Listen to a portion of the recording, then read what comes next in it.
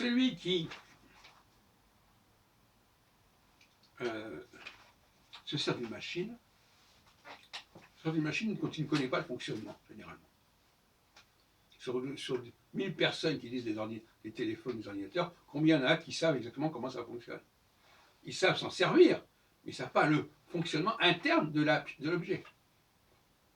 Donc là, il y a une sorte d'aliénation évidente. Autre forme d'aliénation, celui qui lit un texte peut mesurer, et on peut mesurer s'il le lit bien ou pas.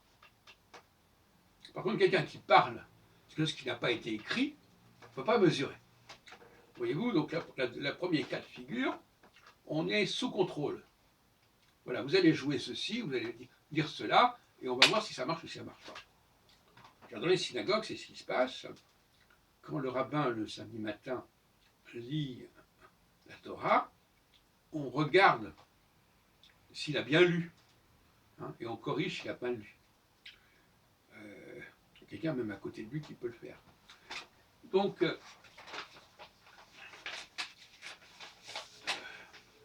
j'en ai parlé, c'est ce qu'on appelle la double oralité.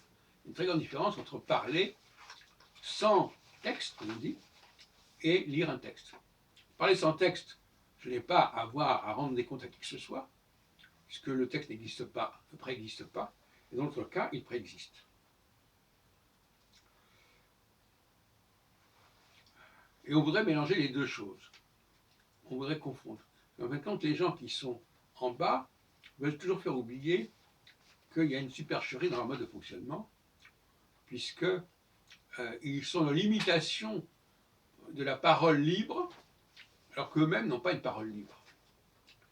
Ça m'a fait penser à mon ami Valentin, qui adore lire des textes à voix haute. Pour moi, c'est maladif. Enfin, c'est pas maladif, mais c'est comme un signe d'infériorité.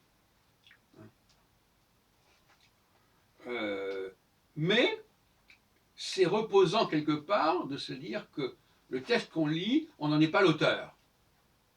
Et lui, il ne veut surtout pas être l'auteur de ce qu'il dit. Il est toujours « Ah, moi, je ne fais que répéter ce que les autres disent. » Je ne sais pas où on lui a mis ça dans la tête, mais enfin, c'est récurrent.